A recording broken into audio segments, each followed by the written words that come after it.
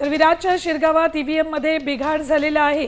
प्रभाग क्रमांक 1 मधील ही घटना आहे। विरारच्या शिरगावमध्ये ईव्हीएम मध्ये बिघाड झाल्यामुळे मतदारांचा खोळंबा झालेला आहे। प्रभाग क्रमांक 1 मधली ही घटना विरारच्या शिरगावमध्ये ईव्हीएम मध्ये बिघाड झालाय, त्यामुळे मतदार ताटकळत आहेत।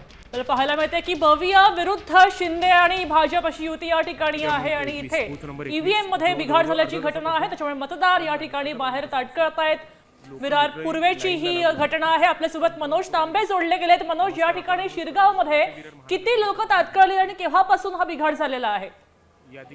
नक्कीच बरोबर, प्रभाग क्रमांक 1 मधील हा प्रकार आहे आणि शिरगाव या गावातील बूथ क्रमांक 1 मधील मतदान मशीन जी आहे ती तब्बल 1 तासापासून बंद पडली होती।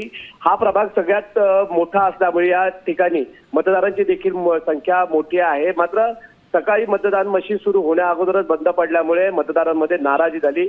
शेकडो जे मतदार आहे सकाळच्या सुमारास आले होते, त्यांना तात्काळच उभं राहावं लागलं। त्यांनी या प्रकरणात असंतोष व्यक्त केलेला आहे।